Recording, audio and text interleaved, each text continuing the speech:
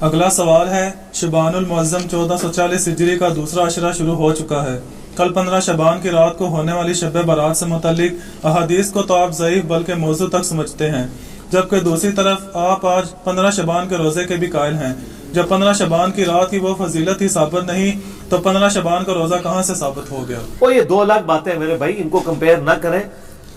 میرا 15 شبان کا روزہ شب برات، اس کے اوپر یوٹیوب پہ کلپ ہے، لاکھوں لوگوں نے، 3 لاکھ سے زیادہ لوگ وہ دیکھ چکے ہیں، آپ جا کے دیکھ لیں۔ میں نے 44 منٹ میں پورا مقدمہ پیش کیا ہے۔ دو الگ چیزوں کو آپس میں کمپیئر کروا کے یعنی ان کو گڑبڑ کرنے کی کوشش نہ کریں۔ اصل ایشو یہ ہے کہ جو 15 شبان کا روزہ ہے یہ الگ سے ایک عبادت ہے، اس کا تعلق شب برات کے ساتھ نہیں ہے۔ شب برات والی روایتیں کمزور ہیں، وہ آپ یوٹیوب پہ میرا کلپ دیکھ سکتے ہیں۔ 15 شبان کا روزہ اس کی الگ سے فضیلت آئی ہے، شب برات کی وجہ سے نہیں، الگ سے۔ اس میں نے بتایا، چلیں اب میں دل جوئی کے لیے، چونکہ اب آج ماحول ہے، آج خود بائی چانس ہی آج 15 شبان 1440 ہجری ہے، تو میں بتا دیتا ہوں۔ دیکھیں سنن نسائی میں ایک حدیث ہے، نبی علیہ السلام شعبان میں کثرت سے روزے رکھا کرتے تھے۔ تو صحابہ نے پوچھا، یا رسول اللہ صلی اللہ علیہ وسلم، آپ جتنے روزے شعبان میں رکھتے ہیں کسی اور مہینے میں اتنے روزے نہیں رکھتے، اس کی کیا وجہ ہے؟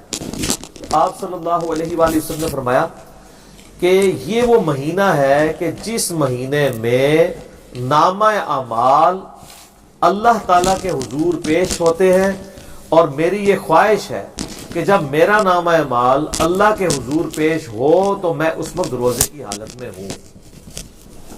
شعبان میں اس لیے میں کثرت سے روزے رکھتا ہوں کہ شعبان میں نامہ اعمال اللہ تعالیٰ کی بارگاہ میں پیش ہوتے ہیں۔ میری خواہش ہے کہ جب میرا نامہ اعمال اللہ تعالیٰ کی بارگاہ میں پیش ہو تو میں روزے کی حالت میں ہوں۔ حتیٰ کہ بخاری و مسلم میں حدیث ہے کہ نبی صلی اللہ علیہ وآلہ وسلم شعبان المعظم کے پورا مہینہ میں ہی روزہ رکھا کرتے تھے، پورے مہینہ۔ ایک حدیث میں بخاری مسلم کی آتی ہے کہ اما عائشہ سلام اللہ علیہا کہتی ہے کہ نبی علیہ السلام شعبان میں کثرت سے روزے رکھتے تھے، اور ایک حدیث صحیح مسلم کی آتی ہے کہ پورا مہینہ ہی روزہ رکھتے تھے۔ اچھا، البتہ صحیح مسلم میں ایک حدیث ہے کہ نبی صلی اللہ علیہ وآلہ وسلم نے فرمایا کہ کوئی شخص بھی رمضان سے 2-3 دن پہلے روزہ نہ رکھے، یعنی رمضان کو پروٹوکول دے نا کہ وہ مطلب روزے رکھنا تھا، رمضان کے لیے وہ روزے روک لے، لیکن آپ نے ساتھ اجازت دی کہ اگر کوئی شخص پورے مہینے کے رکھ رہا ہے اس کو اجازت ہے، لیکن کوئی خاص آخری دنوں کو نہ، آخری عشرے کو ٹارگٹ نہ کرے تاکہ رمضان کا پروٹوکول برقرار رہے۔ جس طرح کہ صحیح مسلم میں حدیث ہے کہ نبی صلی اللہ علیہ وآلہ وسلم جس جگہ پہ آپ نے فرض نماز پڑھی ہے نا، وہاں پر نفلی نماز پڑھنے سے یعنی ترغیب دلاتے تھے کہ نفل کو اس سے ہٹ کے پڑھا جائے تاکہ فرض کا پروٹوکول اپنی جگہ رہے۔ تو ایک حدیث ہے بخاری اور مسلم میں کہ ایک صحابی کہتے ہیں کہ مجھ سے نبی صلی اللہ علیہ وآلہ وسلم نے فرمایا، کیا تم نے سرر شعبان کا روزہ رکھا ہے؟ تو انہوں نے کہا نہیں یا رسول اللہ۔ تو آپ نے فرمایا اب جب شعبان کا مہینہ گزر جائے، رمضان بھی گزر جائے، تو شوال کے مہینے میں تم 2 روزے رکھ لینا۔ تو یہ سرر شعبان کیا ہے؟ یہ سرے کا لفظ اردو میں بھی استعمال ہوتا ہے، سرر عربی میں کہتے ہیں کنارے کو۔ اب اس میں 3 موقف یعنی محدثین کے آتے ہیں کہ اس کنارے سے مراد کیا ہے۔ بعض کہتے ہیں اس سے مراد ہے شعبان کے پہلے عشرے کے روزے، بعض کہتے ہیں کہ اس سے مراد آخری عشرے کے روزے، لیکن آخری کے تو ہو نہیں سکتے کیونکہ نبی علیہ السلام نے آخری عشرے میں روزے رکھنے کی اجازت صرف اس کو دی ہے جو شروع سے رکھ رہا ہو، اسپیشل آخری رکھنے کی، تو اس سے تو آپ اسپیشل پوچھ رہے ہیں، تو نے سرر شعبان رکھا ہے، وہ تو فارغ ہو گیا۔ پہلے والا سرا بھی نہیں ہے، اس کی وجہ یہ ہے کہ صحیح مسلم میں ایک حدیث ہے، نبی علیہ السلام نے کیٹاگوریکل فرمایا، کیا تم نے اس مہینے کے سرہ میں روزہ رکھا ہے؟ سرہ عربی میں کہتے ہیں ناف کو، ناف سینٹر میں ہوتی ہے، آلموسٹ سینٹر آف گریوٹی ہوتا ہے بندے کا، وہ نماز میں بھی آتا ہے نا، تحت السرہ فوق السرہ، ناف کے اوپر ناف کے نیچے، تو اس میں الفاظ ہے سرہ کا روزہ رکھا ہے، سینٹر کا۔ تو انہوں نے کہا نہیں یا رسول اللہ، تو آپ فرمایا پھر یعنی شوال میں 2 روزے رکھنا۔ تو سرہ جو ہے نا جی وہ 15 ہی بنتی ہے سینٹر میں، اور ویسے عمومی سنت بھی ہے، بخاری و مسلم میں یہ حدیث موجود ہے کہ نبی علیہ السلام فرمایا جو مہینے میں 3 روزے رکھ لے وہ گویا ایسا ہے کہ روزانہ روزہ رکھنے والا ہے. اور بخاری مسلم میں یہ بھی حدیث موجود ہے کہ نبی صلی اللہ علیہ وآلہ وسلم مہینے میں 3 روزے رکھا کرتے تھے. اور سنن نسائی کے اندر ابو داؤد میں حدیث موجود ہے کہ آپ صلی اللہ علیہ وآلہ وسلم چاند کی 13، 14 اور 15 ہر مہینے کی روزہ رکھا کرتے تھے. تو اس میں 15 شبان تو ویسے ہی آ جاتا ہے. 15 شبان سے کون سی چیڑ ہے؟ 13، 14، 15 ان کو ایام 20 کہتے ہیں. ایام 20 وہ ہوتے ہیں جس میں خوب چاند روشن ہوتا ہے، یعنی گول ہوتا ہے، خوب چاند روشن ہوتا ہے 3 دنوں میں، 13، 14 اور 15. اور بخاری مسلم میں حدیث ہے جو ایام 20 کے روزے رکھتا ہے یا مہینے میں 3 روزے اس کے علاوہ بھی 3 کی گنتی ایک مہینے میں پوری کر دے، اللہ تعالیٰ اسے پورے سال کے روزوں کا ثواب دیتا ہے.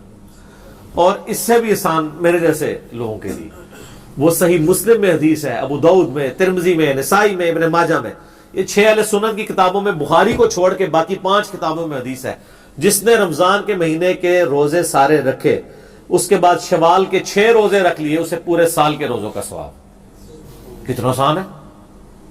اس میں یہ ضروری نہیں کہ فوراً بعد شروع کرنے ہیں، پورے مہینے میں کسی بھی وقت رکھ لیں، کسی بھی وقت شروع کریں، ٹکڑوں کی فارم میں رکھ لیں، اکٹھے رکھ لیں. اکٹھے رکھنا ذرا آسان ہو جاتا ہے، رمضان کی روٹین بنی ہوتی ہے. تو میری تو کوشش ہوتی ہے کہ عید کے اگلے دن ہی شروع کر دیں کیونکہ میدا بھی عادی ہوا ہوتا ہے، اس وقت 6 روزوں کا پتہ نہیں چلتا. آپ تھوڑا سا وقفہ ڈال لینا میدے کو پھر قابو نہیں آتا.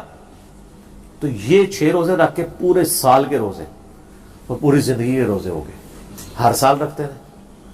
تو یہ اللہ نے آسانیاں رکھی ہیں. صحیح مسلم میں حدیث ہے نبی صلی اللہ علیہ وآلہ وسلم ایک دفعہ فجر کی نماز پڑھ کے، ویسے تو عموماً آپ اشراق کے بعد ہی آتے تھے، ایک دن جلدی آئے اور پھر آپ نے کہیں جانا تھا، چلے گئے تو کافی سورج بلند ہوا تو آپ واپس آئے. تو آپ نے اپنی بیوی سیدہ جویریہ کو دیکھا کہ مصلی پہ بیٹھی ہیں. آپ فرمایا تم صبح سے ابھی تک مصلی پہ بیٹھی ذکر اور اذکار کر رہی ہو؟ یا رسول اللہ. آپ فرمایا تم صبح سے بیٹھی ہو نا، اور میں نے ابھی آ کے 4 کلمات 3 دفعہ پڑھے اور تم سے زیادہ ثواب مجھے مل گیا. یا رسول اللہ مجھے بھی سکھا دے. آپ فرمایا سبحان اللہ وبحمدہ عدد خلقہ ورضا نفسہ وزنۃ عرشہ ومداد کلماتہ. سبحان اللہ وبحمدہ، یہ تو اکٹھا ہو گیا نا ایک. عدد خلقہ، اس کی یعنی اللہ کی تعریف اس کی جو مخلوق ہے اس کی تعداد کے برابر، ورضا نفسہ اور اس کی رضا کے برابر، وزنۃ عرشہ اور اس کے عرش کے وزن کے برابر، ومداد کلماتہ اور اس کے کلمات کی تعداد کے برابر. سر وہ کلمات کون گن سکتا ہے؟ وہ سورۃ الکہف، سورہ لقمان پڑھ کے دیکھ لیں کہ اگر سارے زمین کے سمندر سیاہی بن جائیں، سارے درخت کلمے بن جائیں اور 7 سمندر اور شامل ہو جائیں تب بھی اللہ کے کلمات نہیں ختم ہوتے. تو اس میں وہی تو کہا کہ وَمِدَادَ کَلِمَاتِ، اللہ کے کلمات کے برابر. تو یہ 3 دفعہ پڑھنا ہے.